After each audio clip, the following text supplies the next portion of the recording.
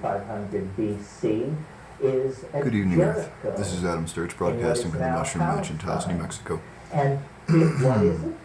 It's a Starting an oil grand painting storage as of yet tower unnamed. built at Jericho, Alright, I'm just going to play with some color 1775 BC. without any It definitive indicates that the direction. primitive Got a pastoral bright, nomadic brilliant red, form sort of a has plum given purple, way now and a to an black. So here agricultural we go. form that allows for the accumulation of surplus, and hence the need to defend same, and hence the establishment of have and have not psychology, and so forth and so on.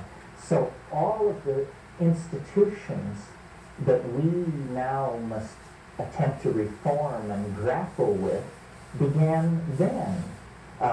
Urbanization, kingship, male dominance, representative politics, all of these things begin then and are further exacerbated a couple or 3,000 years later by the Western decision to go with a phonetic alphabet as a method of communication. See, a phonetic alphabet further removes you away from anything concrete or real or related to nature. There's no ideogram, there's no glyph, there isn't even a rebus.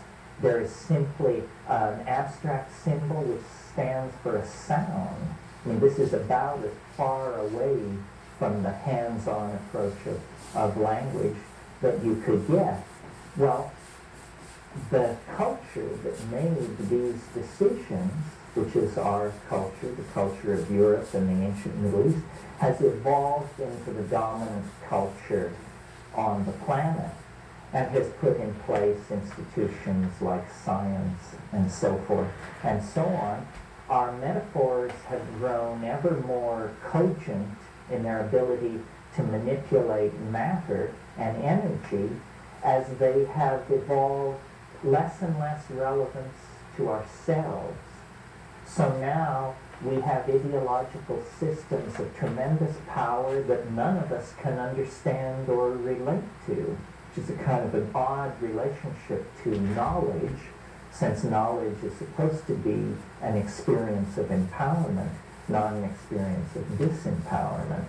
But our society has done it differently, and so we all wander around with a sense of disempowering because we're surrounded by accomplishments that we couldn't possibly duplicate. Well, I mention all this because I think that it shows where the solution lies. If we were in balance 15,000 years ago, and it was achieved through the use of psychedelics, de-emphasis of the ego, non-existence of the nuclear family, and the suppression of the concept of ownership, we should look at these as possible styles of existence that might be put in place in the future. That's this psychedelic society that you've heard me talk about at various times. Well, that's probably enough on that. Well, you thought so too. When I said we'd look at the geographical distribution, the history, and then the phenomenology, I thought that we would put most of the phenomenology of the thing in here, in this section, because it's important to establish just what we're talking about, and also to empower people to describe their own experiences, which are often so peculiar that unless there is a group such as this, a person tends to just define themselves as starkers. I mean, what else can you say about some of this? But, if you're starkers and you get 10 people to agree with you, you're not starkers anymore, you're a movement. So I mentioned this morning about DMT, and I made of it the kind of paradigmatic compound because it's so brief, so natural, so powerful, so quick to recover from. And it's also a very good paradigmatic case when talking about what the psychedelic experience is like to have, because I think if you have the DMT experience on the way to the center of that flash, you'll probably have all the other ones. It seems to lie at the center of the mandala. The most startling thing about the DMT flash, and I mentioned this morning when we were talking about Jung, is how astonishing it is. That death by astonishment seems the major danger. And this is even if you're an art historian, a Jungian, an aficionado of symbols and so forth and so on. It seems to come from some dimension orthogonal to the human world. And it is not a unitary experience, the way the famous white light and all these other wordless, indescribable, elusive, mercurial things are. It isn't like that at all. It's extremely multiplistic, and it's extremely specific in its presentation. And when you smoke DMT, you have the feeling that you have burst into a place, that you have not had a psychological experience, you are not having a mental experience, you have burst into some kind of a space. And within that space, the first shock is that it's inhabited. And this is the shock I've never recovered from, because it was just the last thing I expected to find inside a chemical compound was the equivalent of a Bugs Bunny cartoon. It is inhabited by entities, is the only word to describe them. And they are, as I've said many times, they are like jeweled, self-dribbling basketballs. And there are many of them. And they come out of the background and they present themselves to you. They're literally vibrating up and down with excitement. They're faceted and rotating, and they see you as clearly as you see them. And they even greet you. Some of you may recall the old Pink Floyd song, "The Gnomes Have Learned a New Way to Say Hooray." I think it's on Piper at the Gates of Dawn. It's the first album, and those Floyd fans were looking puzzled. It's because it was 40 years ago or something. Anyway, as you burst into this space, the gnomes say hooray, and they present themselves, and they are truly the gnomes of Central European fairy tales, archetypal gnomes. They are they're very humorous. They're very mercurial and delightful, but I think it's Jung warns against the humor of the spirit Mercurius, because it can turn on you. It's not a friendly humor. It's too crazy. Too many plates are being thrown. Too many cars are exploding. It's like a Marx Brothers cartoon that hovers just on the edge of changing from mayhem to mania, you know? Very intense. And the most striking thing to me, and really the motivation for my career, is they are displaying new models of language that have never been seen before. They sing, and out of their singing elfin chatter condense objects which look like nothing at all in this world. I mean, the closest I've been able to come to them are the eggs of Fabergé.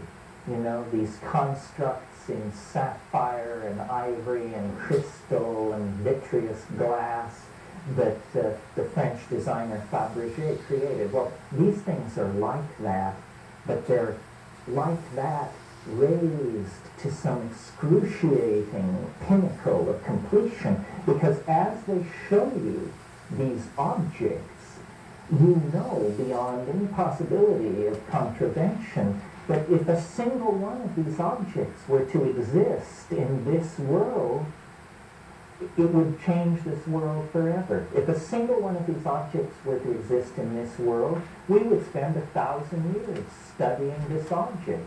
The last time this happened was a guy gave a speech up on a hill about moral obligation. We studied it for 1,000 years. This is the same kind of thing. And these Fabergé hyperdimensional objects are themselves undergoing a dynamic transformation. They're not static objects like the Fabergé eggs. They are undergoing changes, singing, condensing other objects. These objects are crawling all over the ground in front of you, clamoring for your attention. Now remember, 12 seconds before you were sitting in a suburban living room somewhere grappling with some drug somebody wanted you to take. Now all that's gone, and here are these things. I call them types because I wanted to capture the sense of their childlikeness. I don't know why I call them types, actually. It just seemed like the appropriate thing. If some of you are classicists or students of the literature of the pre-Socratic philosophers, you might recall the 52nd fragment of Heraclitus, which says, the aeon is a child at play with colored balls.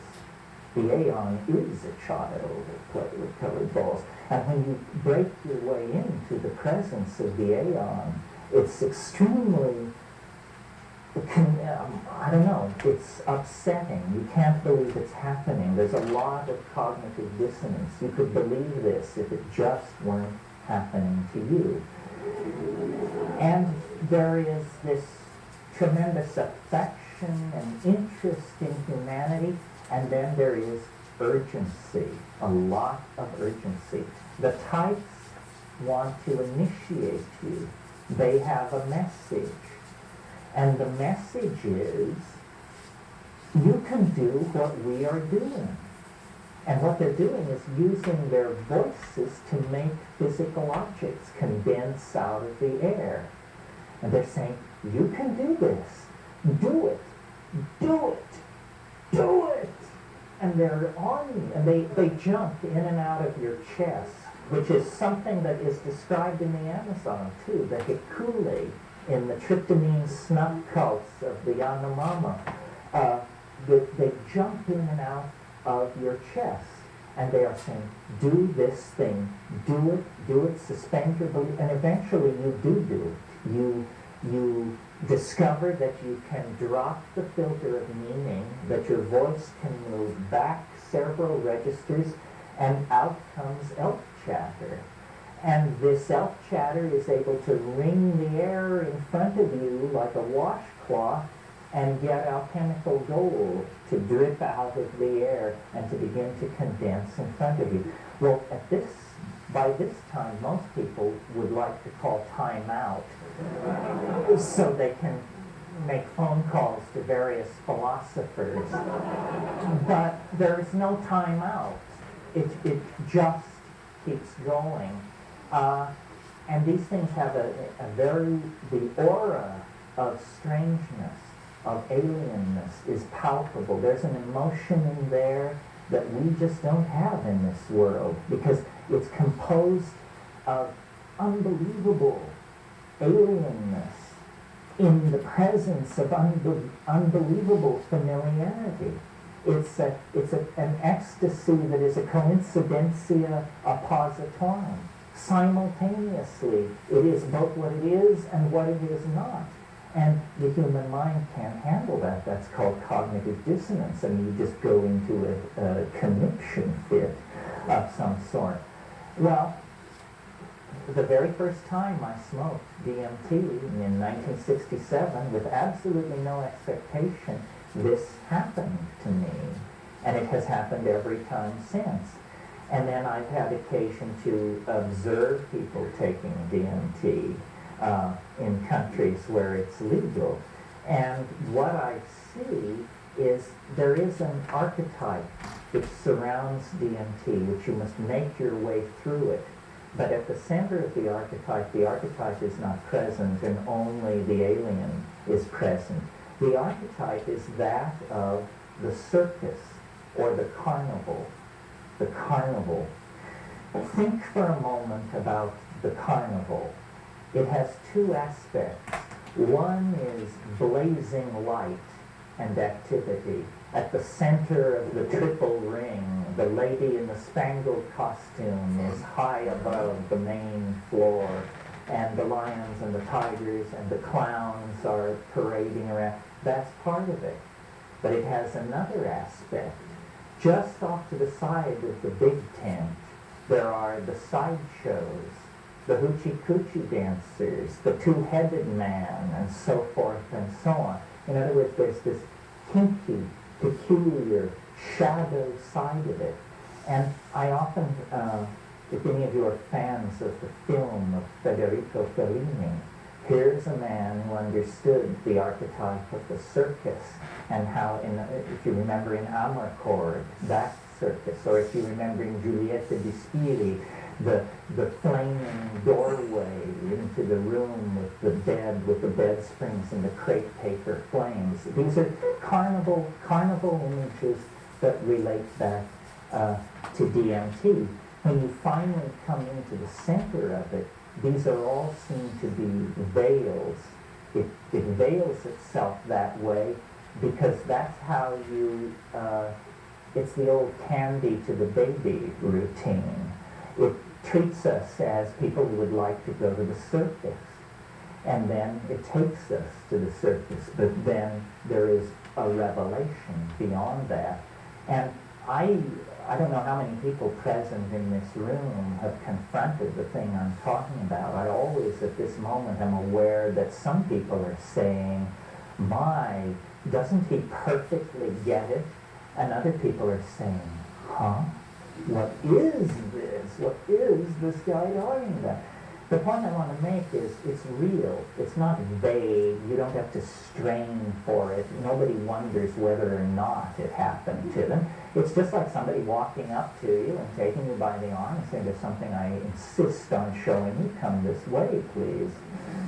And I am it was the presence of the entities that shattered the person who I was, because I was a scientific rationalist, a reductionist. I had no room for L's in my cosmology.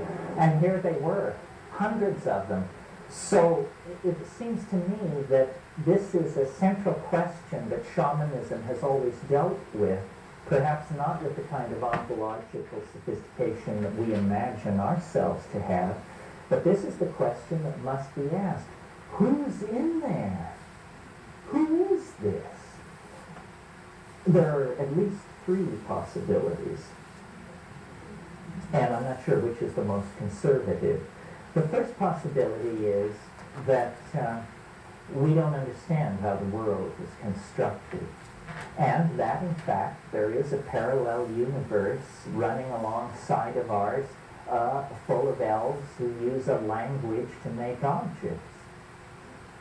And then why you can burst through to this place on this one journey, and then it raises, each explanation raises a lot of questions. But then the other possibility is, this is the Jungian possibility. And Jungian, I can't remember which one it was, but one of the later things, he talks about these elves because of the Kibiri. The Kibiri are the alchemical children that appear in Act 3 of Faust, that Jung spent a lot of time on these alchemical Kibiri and the question of the homunculus. And he says at one place, I think he says, he describes them as autonomous psychic elements that have escaped from the control of the ego. This is a weird way to go about it. I mean, it's probably an accurate description, but how much does it tell us, you know? It means that the psyche is to be visualized as a half gallon of mercury, And when we throw it on the floor, the mercury balls up and spreads everywhere. And each ball of mercury you Ooh, look no. at, Looking at the light by Gabby just has a little now face through the lens looking here, back and at you. not sure if you can That's see a because fucking Mercury is a thing I just mirrored did. surface. You're looking at your own Oops. psyche, Okay, shattered that's alright. into It's the thousands first of session. We'll pieces around adjust. you. Another possibility, and one I lean Anyway, I'm going to mix up some toward white and years, do a second and I take, so still hopefully I can adjust the lean light. toward expose a very well-known Tibetan Alright, camera and high aperture lucky adjusted. to, Still get kind of a funky DMT. glare, but that might just be a And he said after he took necessary it like a man, evil for said afterwards, this easel position right that now. is Let me the see if I can lesser slide that light. over. Maybe help it a little bit. that is the lesser light. And if any of you are students of Mahayana Buddhism, you know that the lesser lights are the lights you see at the edge of the bardo as you start into the 42-day process of dying. You encounter the lesser lights.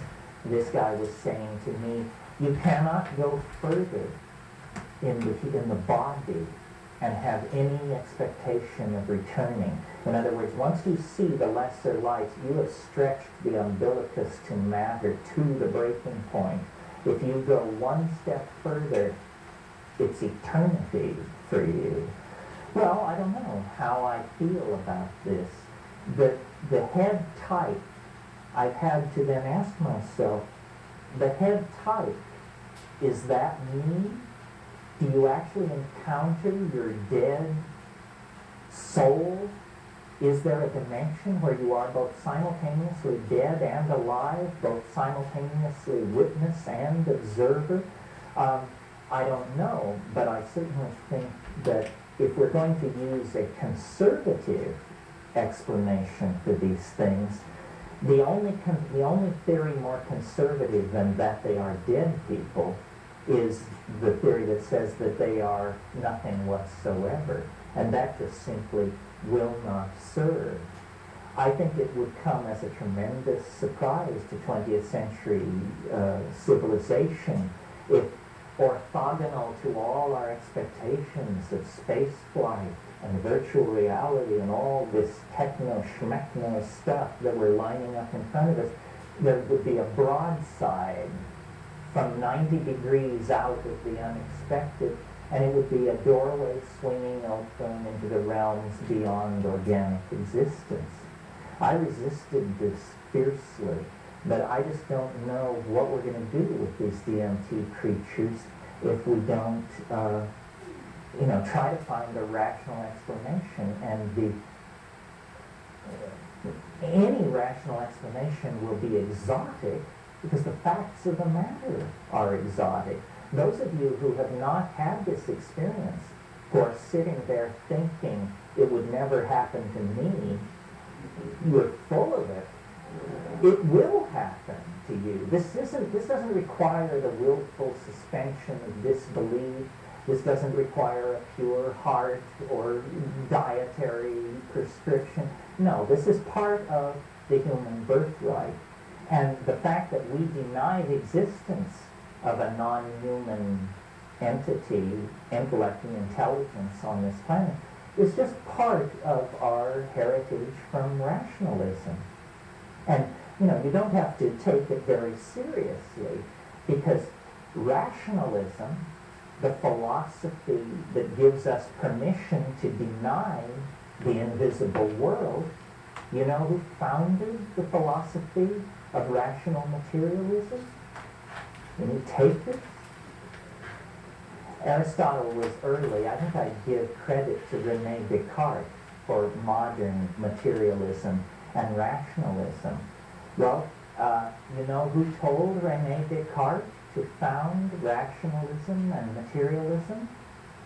An angel. Are you ready for this? This is a suppressed history episode in the history of human thought. Here are the facts, folks.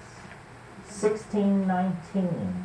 René Descartes is 21 years old. He's a young Frenchman in search of adventure. He joins a Habsburg army that is going off to Prague to lay siege to Prague, to put down an alchemical revolt there.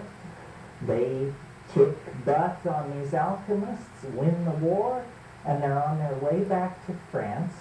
And in September 1619, this French army camped at Ulm in southern Germany. Some of you may know Ulm as Einstein's hometown, and in fact, that figures in our story obliquely, as you will see. This French army camps at Ulm, and René Descartes hits the hay, and in the middle of the night, an angel appears to this young man in the radiance of his rooms and says, the mastery of nature is to be achieved through number and measure. Modern science is founded, folks, right there, right then, by an angel. So how far away are the informing voices? How rational is rationalism? How material is materialism? All of you must know, I'm sure, the famous story of Kekule, the German chemist Kekule, who discovered the benzene ring.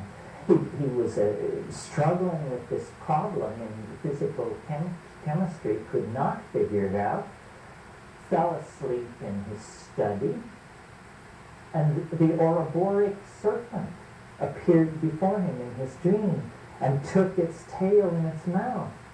And he came out of sound sleep and said, I've got it. He walked to the blackboard and drew the first benzene ring. Angelic intervention from the unconscious.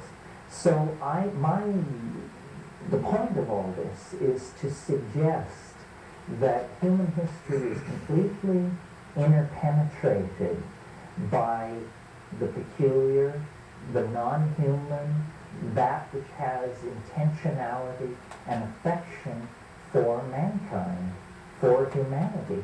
And this is what shamans call to their aid. This is how the curing is done. It's done through these spirit helpers, they're called, elementals. And so far as I know, Jungianism is the only modern intellectual position where you can even raise this issue without having a net dropped over you. I mean, this is absolutely forbidden by the modern worldview. And yet it lies very, very close to the surface in our culture. I mean, as an example of how close to the surface it lies in our culture, consider for a moment Santa Claus. What's this about? Santa Claus is the master of the elves. The elves that he is master of are demon artificers. They make toys for the world's children in their vast underground toy shops. And where are these underground toy shops? At the North Pole.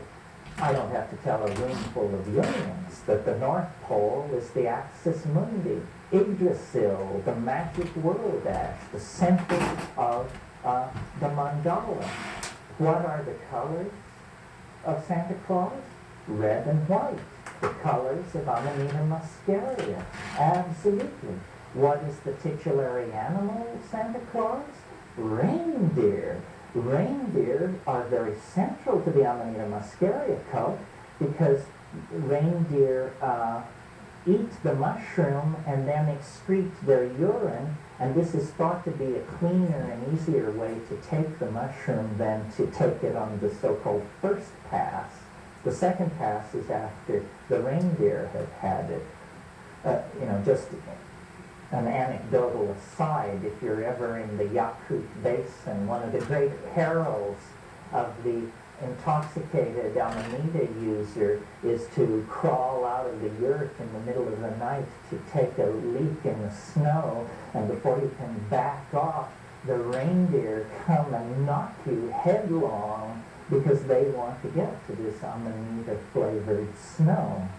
So here is Santa Claus right in the center of our culture, and when you take it apart, all the motifs are there.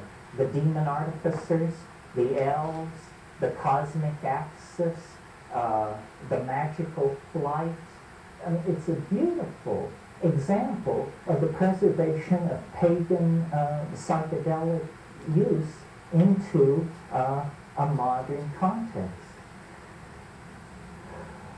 Well, what can we say about this? Oh, well, I know. The one more thing I wanted to say about it, that this program that these types are pushing is a language skills program. And we don't know how long people have been bursting into this place. This may be the source of language. You know, where did language come from? We learned it from elves in hyperspace. Is as good a possibility as any other. And this is still ongoing, this language reformation program. They want us to activate our language forming ability. And language in the DMT flash, as I said this morning, it's something beheld. Syntax is something potentially to be looked at, not to be heard. And we don't understand this because for us language is something that you hear. We can't imagine a language that you see. But have you ever noticed the way in which we preserve clarity of intention in language with verbal metaphors? We say, I see what you mean. He painted a picture. It means we unconsciously believe that truth will be beheld. And some of you who are students of the ancient literature may know Philo-Judaeus, Hellenistic Alexandrine Jew, absolute contemporary of Christ, born before, died after. And in one of his treatises on the Logos, which he was always talking about, Philo-Judaeus presents an etymology of the word Israel, talking about the word Israel, and he says Israel means he who sees God. This is the meaning of the word Israel. And then he goes on to say, he who sees God, he's talking about that, and he says, what would be the more perfect Logos? Now, I should assume most of you know the Logos was an informing voice, a voice in the head, which was the sine qua non of Alexandrian spirituality. Socrates had it, Plato had it, the Logos. So Philo-Judaeus asks, what would be the more perfect Logos? And then he answers his own question. He says, the more perfect Logos would go from being would go from being heard to being beheld without ever crossing over a noticeable moment of transition. Well, that is precisely what you encounter in deep psychedelic experiences and the DMT play. You behold the Logos. In the initiation of the experience, you don't behold it. You hear it. It sounds, in Michael Harner's wonderful phrase, like the sound of rushing water, or like the sound of tinkling bells. And it's very far away. And then it begins to come closer.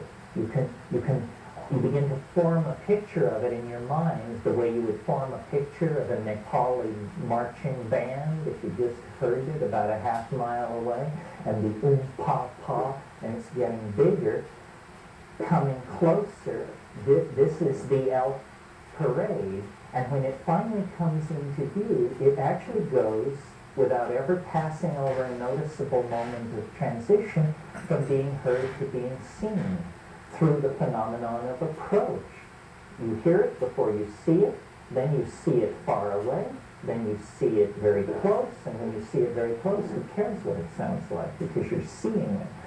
This more perfect Logos is what the types, the spiritual helpers, want to teach. And I think that it's important to spend a little time on this because I think this would have tremendous historical impact upon our situation if we could, by hook or by crook, create a a more visible logos, a language which could be seen. We've probably all considered at some time or another, what would telepathy be like? And I think most people answer that question by thinking that telepathy would be for me to hear what you think. But how would it be if telepathy were for me to see what you mean? That's telepathy. It puts you in the other guy's shoes. If you stand in the other person's shoes, you are the other person. To have a person's point of view is to be that person in regard to that single datum of experience. So I've spent time with virtual reality people and all these technical folks because I think that visual language is something that wants to be born. And it may be that can be technologically coaxed into existence, that we're going to have to wear goggles and have fast computers, or it may be that it can be physiologically coaxed into existence. There may be drugs which shift the processing of language from being an auditory phenomenon to being a visible phenomenon. Ayahuasca is an excellent candidate for this. If you spend time with the ayahuasca-taking populations in the Amazon, there's great stress in these populations on acquiring what's called an icaro. Icaro means magical song, and the icaro is a spontaneous chant-like song which comes to you during the intoxication.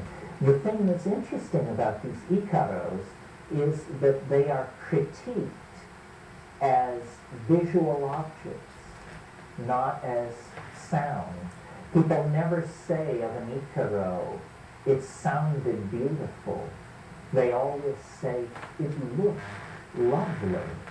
And then people will say, but there should have been more blue. This kind of thing, it's clearly being criticized as a visual modality.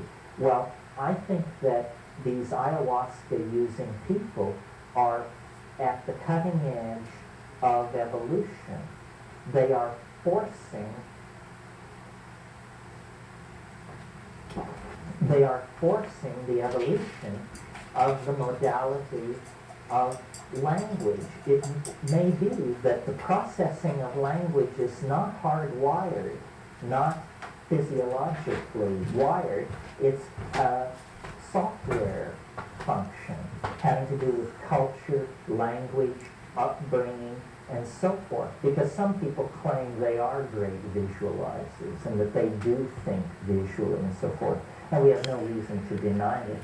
So it may be that we are just a one gene or even an expression of gene ratio's difference away from an entirely different way of processing communication between each other.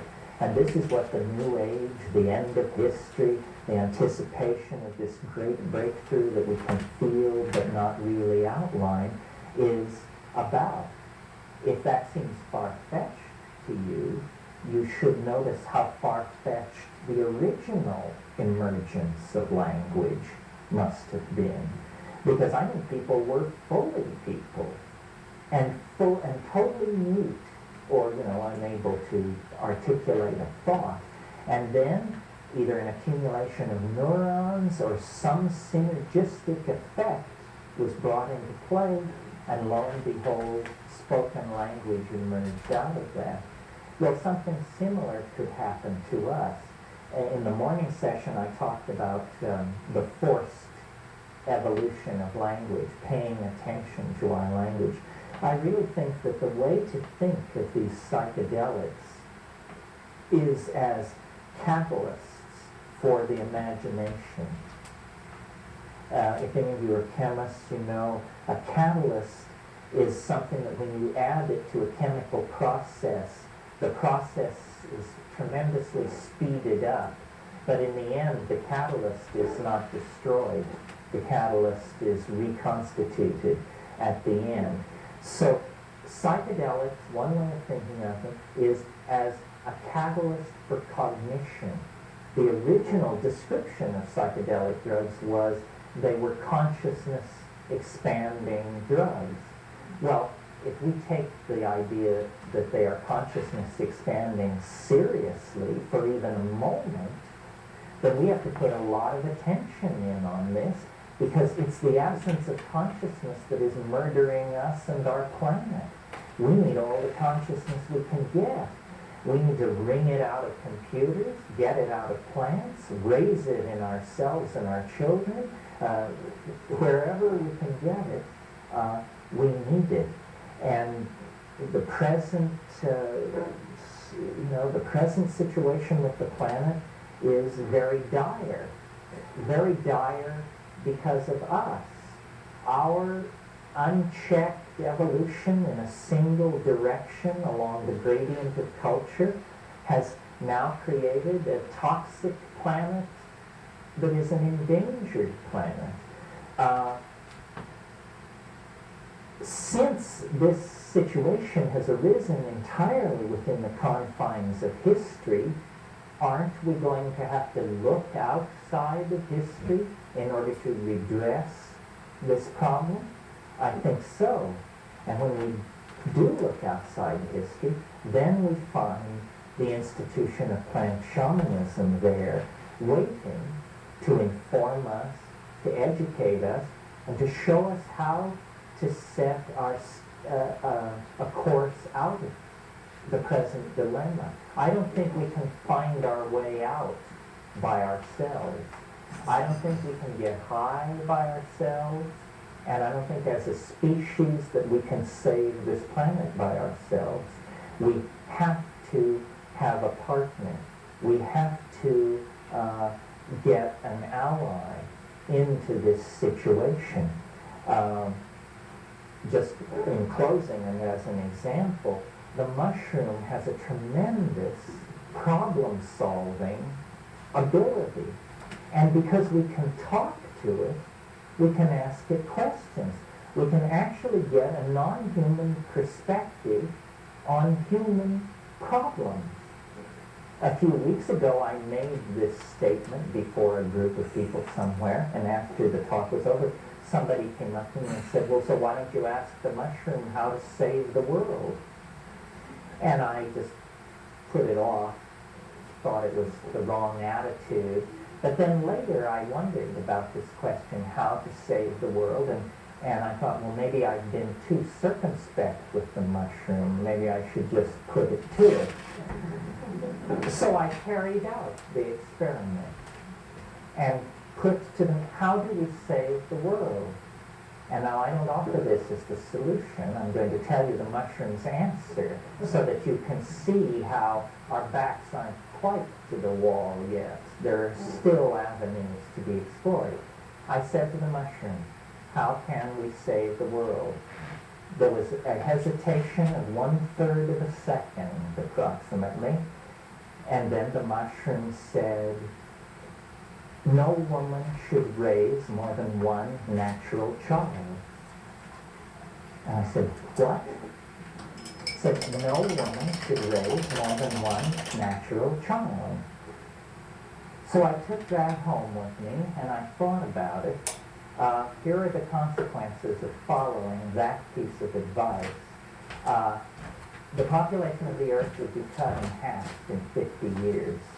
50 years following that, it would be cut in half again. 50 years after that, in half again. In 150 years, the population of the earth would be under 1 billion people. Nobody was shot. No wars were fought. No one was told. All right, I'm still not sure how the glare hit that. I have to have the camera here on the other side of my tripod slider. My stool doesn't quite reach that far. So slide it back over this way. Probably imagine that the world has a population problem.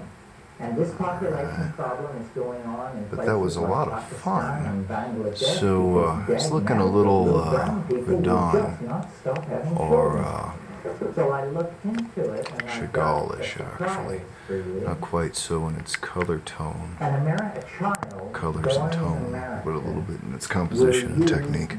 But I think it's still going to be a lot of fun. So let's get a good view of this here.